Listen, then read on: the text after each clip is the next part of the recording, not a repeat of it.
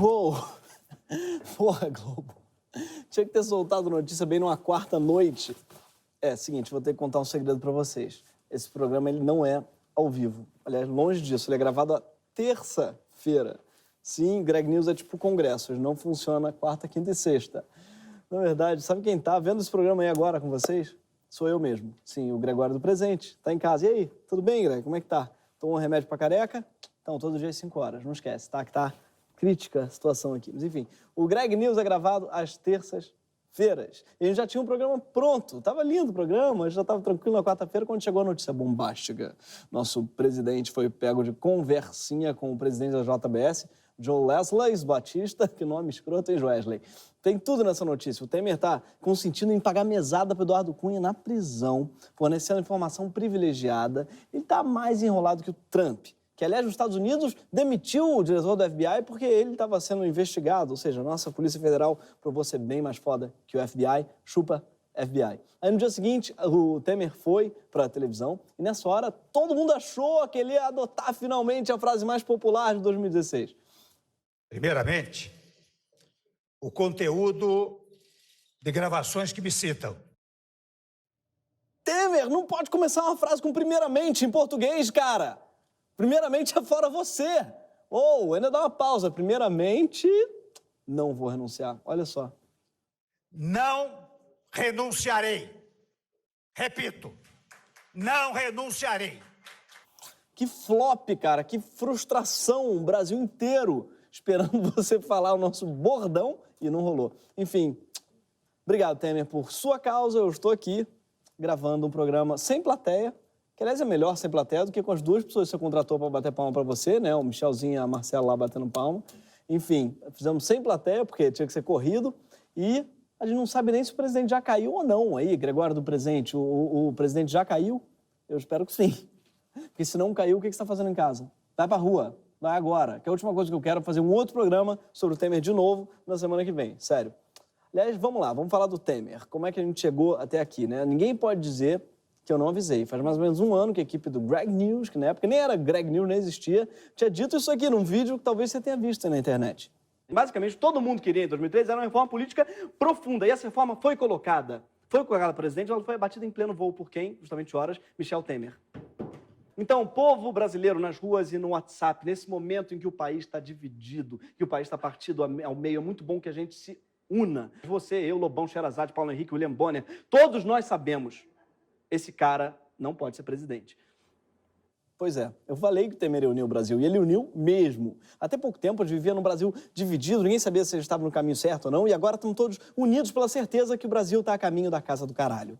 Mas se nós não estamos entendendo nada, ao menos sobre alguma coisa, todos nós, menos o Temer, claro, já podemos concordar, né?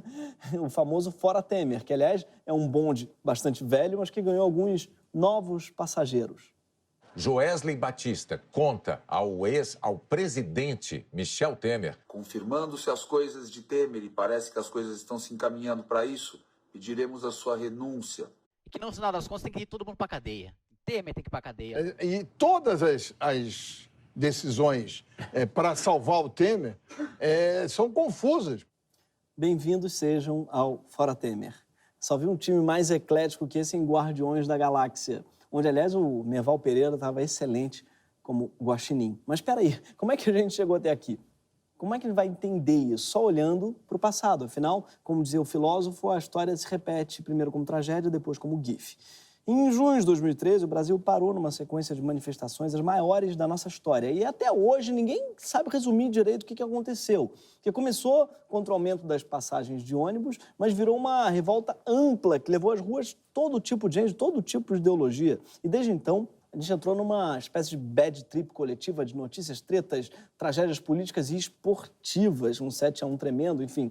Mas é importante que no meio do tiroteio a gente consiga perceber que o que está sendo destruído não é o PT, nem o PSDB, nem o PMDB só. Não é o Temer, não é o Congresso, mas é a própria ideia de democracia. Olha essa lista. Vamos lá. Durante junho, a aprovação do governo Dilma despencou pela metade. Ainda assim, a presidenta venceu as eleições de 2014 com uma margem de votos super apertada. O Aécio Neves, então, contestou a vitória da Dilma antes mesmo dela tomar posse. Tipo, mais mimado que o Kiko. O cara esqueceu que a presidência não é uma bola quadrada que sua mãe prometeu, mas é um cargo executivo que deve ser decidido pelo voto. Então, um processo de cassação começou a tramitar na Justiça Eleitoral, deixando o clima mais insustentável que um padre amarrado em balões. Não é exatamente uma atitude democrática de um derrotado nas urnas, mas enfim. O Aécio, não sei se você ficou sabendo, é aquele cara das malas de dinheiro, do mensageiro que ele podia matar antes de delatar. Que frase, aliás. Pois não é uma expressão, a gente mata ele, tá bom. Então. E do amigo dono de helicóptero cheio de cocaína.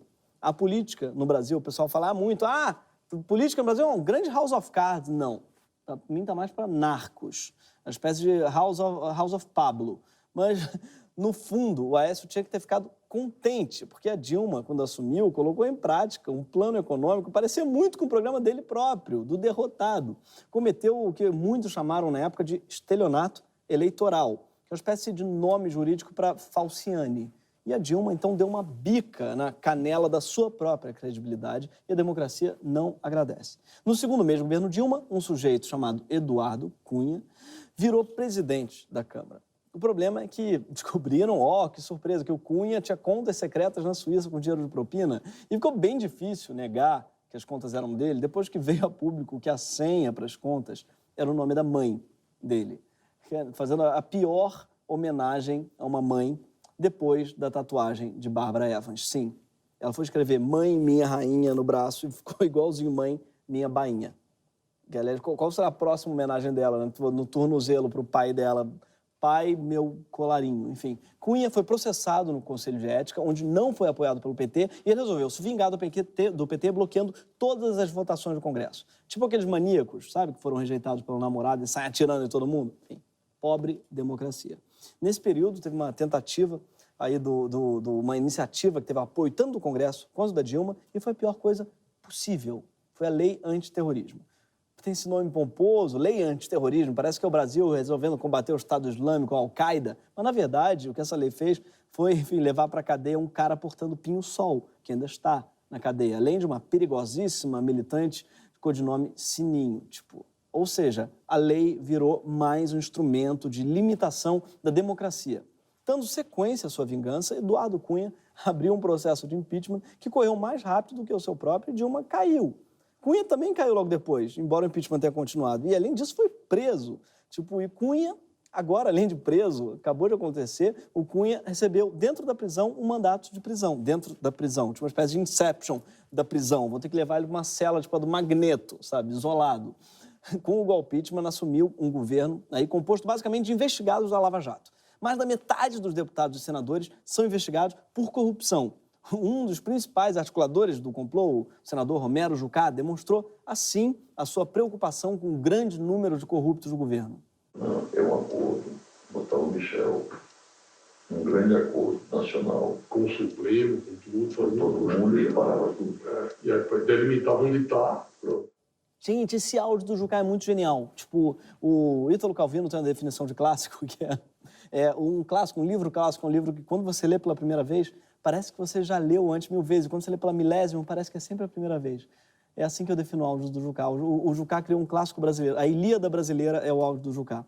Enfim, a degradação das instituições governamentais contaminou todo o cenário político. A imprensa, por exemplo, tratou os protestos como o colesterol. Tinha os bons e tinha os maus. E fizeram campanha aberta para certos candidatos e manipularam números de pesquisa de opinião pública. E a polícia?